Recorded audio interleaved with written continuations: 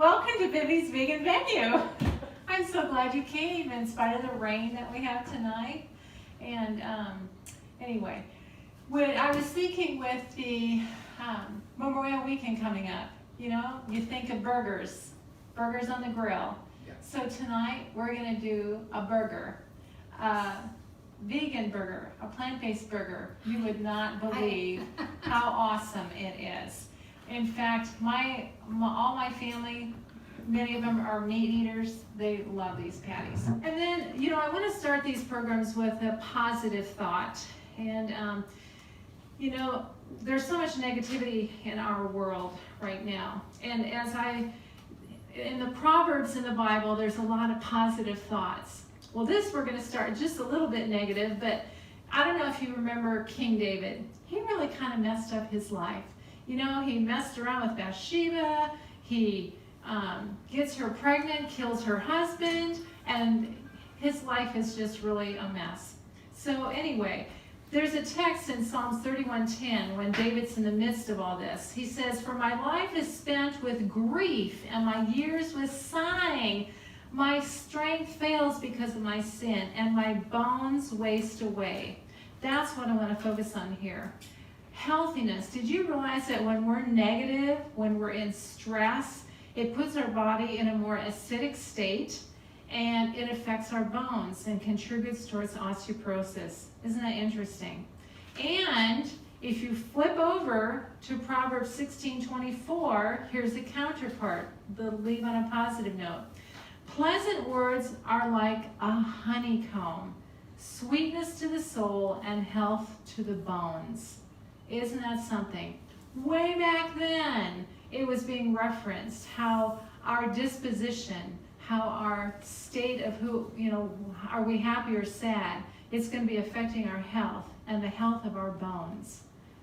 I just wanted to leave you with that. So as you talk to people, are you making their bones healthier or sicker? So anyway, okay. I want to start tonight by talking about something called economy burgers. And again, these economy burgers I have been making for years. I've made them a lot for other people, and they've always been a hit. And they're really quite simple. If anybody wants a recipe, there's some over there. But all that's in here is water for starters. And we're going to put this on the stove so it can get going. But there's water, and we're going to get that boiling. And what we're going to be putting in there then is Bragg's liquid amino. Have I talked about this one before? Bragg's liquid amino at all? Bragg's liquid amino is it's a soy sauce replacement. And this is full of liquid amino acids. There's like 20 amino acids. Does anybody here know what amino acids do? They're building blocks, protein building blocks, help build stronger bones. So anyway, this is an alternative to soy sauce that I always use. So this is going to have the Bragg's liquid amino. It's going to have some olive oil and garlic, onions, Italian seasoning, nutritional yeast. Remember we talked about that? What is this nutritional yeast high in? Who remembers? B12. Yes, Renelle. B12. So again, I use this a lot. And then oatmeal and pecan meal. That is all that is in this. And as soon as this water is boiling, I'm going to throw all that stuff in there. So while that one is just doing its thing, and we're going to see how to make patties. I have some in the oven all ready for us to try. But I don't know if any of you have seen one of these. This is from Tupperware. I've had this probably for 20 years. I use this all the time. And so what we do is we put I'll show you later when the dough, so to speak, is ready. And we can put that in there. Okay, while water is boiling, we're going to do this cowboy caviar. And I had this recipe years ago, cowboy caviar. And so all this is, and it helps when you have everything made up. But we put the bell pepper, and I doubled this recipe. So there's 2 bell peppers. Isn't this nice when it's just all ready to go? It's awesome. And a half a red onion. So this one I doubled to a full onion. And Chopeg corn. You know, this is a little hard to find. Chopeg corn. It's in the corn section, but I don't know. It's always hiding. So it's always hard for me to find. So we're going to do a couple cans of this because I'm doubling this. Because when you guys are gone, I want leftovers because this is so simple. And then 2 cans of black-eyed peas. And again, I have these all drained and ready to go.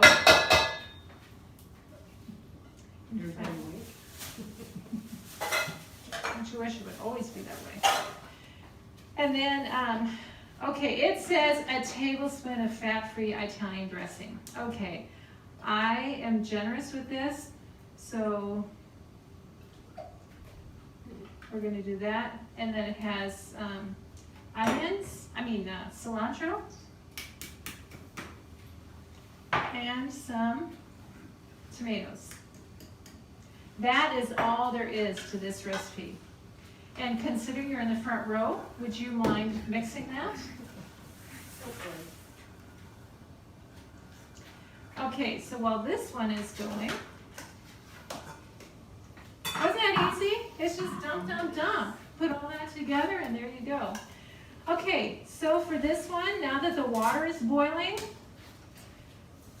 we're going to put in our Bragg's liquid amino, which for those that were late, what is Bragg's liquid amino? High-end?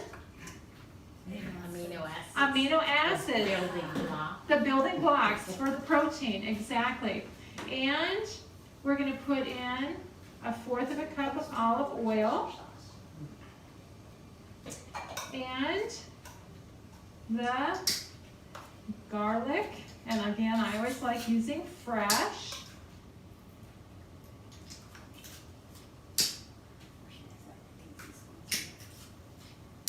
And I have these already too. Got this peeling off. Does anybody remember the little device I used to peel the garlic? Do you remember seeing that before? It's that rubber thing you roll it in. Yes, yes, that little rubber thing. And I just used it with the long right here. I laid it out so I had it. These are awesome. Put the garlic in here and takes the peeling right off. This is a must-have for anybody who wants to use fresh garlic. Okay, and then it calls for onion.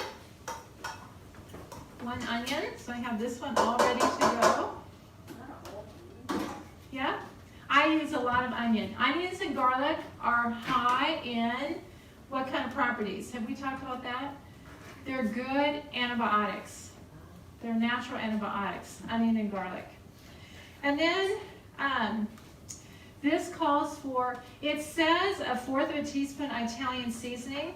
Do you remember what I said about recipes? They are guidelines, suggestions. So I'm always really generous with my Italian seasoning in here. And then also the nutritional yeast. It says 1 tablespoon. Oh, I use like 2 or 3 because I really like this stuff. It's awesome. Did you have the onion chopped up? Because it looked like it was whole when it in. Okay. Yep, I put it in my chopper. And I don't know if, you know, tools. If you want to cook from scratch, it's having the right tools in the kitchen. And I have had this, my little Sunbeam, for years. I mean, I use this a lot. In fact, I don't even think they make it anymore. But something to, you know, chop those onions up. Okay, so this is boiling. So next we're going to put in 2 cups of oatmeal and then 3/4 cup of pecan meal. And I was thinking, you probably have never heard of pecan meal. And then we're just gonna let this set just for a few minutes. Where'd you get your pecan meal? I knew you were gonna ask that. We all look at each other like. Yeah, what is that? We're gonna let that sit. Okay, pecan meal, just pecans that are ground up. So if you have a really good blender, you could stick it in there, the Vitamix or whatever. But there's, you can get it online. Rick actually went to all the health food stores and nobody was carrying this. But over off of 87th and Antioch, the New Haven Seventh-day Adventist Church has a pantry, and they do sell this there. And so Tuesdays and Thursdays from 3 o'clock to 6. 3 to 6, 87th and Antioch. So there's a pantry in there, and they sell all kinds of different foods and such. So I have used pecan meal for years. A lot of times I once a year go up to Lincoln, Nebraska, and there's a store up there, and ABC it's called, and I always stock up when I'm up there. But this is, you know, makes it easy. Okay, so Can you sub almond meal? Or you is could it- try it. Or is it a textural thing? I've never tried almond meal, so I'm not sure. Okay, this needs to set just a little bit yet so it gets a little thicker. And the end product, I'm just going to show you. They're going to look like this. How cool. They look just like hamburgers, don't they? And they taste better. I'm just telling you that. So, you're going to get to try these. The last thing I want to talk about. So how are you cooking, to what degree are you cooking that? Like, is it temperature, or is it consistency, or? This, I like to get it just so that the water absorbs the oats in here. So it could stand just a little bit, yeah, maybe 5 minutes, so it's kind of thicker. And then we're gonna make patties. I'll show you how to do that. So while that's just thickening, the last thing I want to talk about, I'm not gonna demo it because it's so incredibly easy. This is caramel corn. How many of you like caramel popcorn? Yeah, I do too. So this one, all that is you pop your popcorn, and it's a half a cup of popcorn, pop that up, and 1/4 of a cup of natural peanut butter, 1/3 of a cup of molasses, and a little salt. Warm that up on the burner. Now I added, for myself, I added just a little bit of coconut oil and some cacao powder, just to give it a little chocolate taste. And that's all you do. And then mix it on the popcorn, and here you go. So I'm anxious for you guys to try that. Is that not easy? Like 3 ingredients? Yeah. When you cook popcorn, some people are under the impression that using corn oil or canola oil is a healthy option. I prefer coconut oil because I like flavor as well as the health. I think it's healthier. But what about the other two? I use an air popper, so I don't use either. Took care of that. But when it comes to popcorn, I use coconut oil. When I do put oil on it, or olive oil. The corn oils, a lot of times they're GMO'd, a lot of the oils. And what was the other one? Canola? Canola oil. If you use the organic cold pressed is good. And I don't know how well it tolerates the heat. I'm not sure on that. But anyway. Okay, now I'm gonna demo how you put this. And isn't this, didn't she do a great job of mixing this? It's so telling pretty. you, it is pretty. And you know what else you can add to this is some avocado. Yeah. Avocado is great in here. So, but we're gonna have avocados on our burgers tonight, so I didn't want to over avocado you guys. Thank you for doing that. But that is, I mean, how fast of a salad is that? and nutritious and delicious. Now, I will say it's nice when that can marinate a little bit, you know, for maybe overnight. But I just want to show you how fast it was to make. Okay, with that said, let's make these burgers. I don't know what your pans look like. My mom always gives me a horrendous time about my pans, you know. You should just throw that away. But you know what? They work. They work. And They're seasoned. they're seasoned. Yes, my pans are seasoned. And remember the little Pampered Chef spritzer I showed you? You know, so that you don't have to use the oils. And how much was a serving on those oils? Like the pans? Is it a 2 seconds for A third of a second. A third of a second was a serving. That's why they can say there's 0 calories, etc. But yeah, with this one, you just spray it. And then with the oil that's in there, we probably don't even need to do that. But I want you to see, here it is. I want you to see how thick this is now. See, it's kind of absorbed more of the, and the last batch I made, it was even thicker. So if you leave it sit like 10-15 minutes, so it absorbs all the water, and then you can put it into here and make patties. Actually, I want to spray this first. And this works great. We'll just do a couple and then we'll stop the film and we'll go ahead and eat. And I think, how easy is that? Mm-hmm. And you couldn't cook those on a grill, could you? I don't think so. Unless they have Not like oil in them. this. You'd probably have to bake them for a while Exactly, first. exactly. Finish them on the grill. Yeah. Mhm.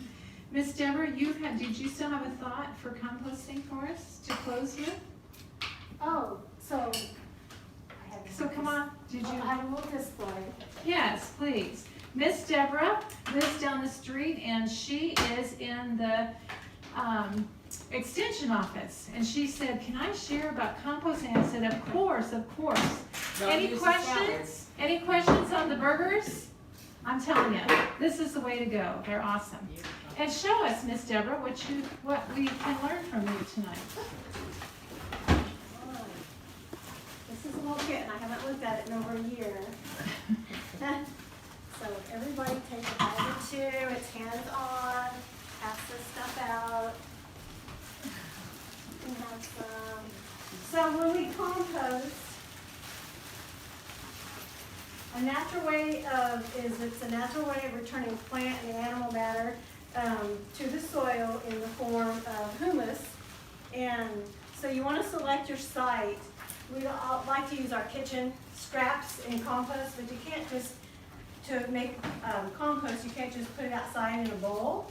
Sometimes flies will land on it, and they'll lay eggs, and it'll have maggots in it. When you go out to look in it, it might have worms in it. I do that all the time. That might be, yeah, so that's because I was like, well, how did the fly, we were talking about it recently, how did those worms get in there? Well, that's because the flies have landed on it and had eggs laid into, so you're making a breeding ground for flies if you just leave it out there, the fruit to rot on its own, or your leftover peelings. You need to have a good mix, a combined mix of greens to 2-part browns to greens to browns. And so this is a little miniature compost that we used in some of our examples. Do you want to wear this? Oh.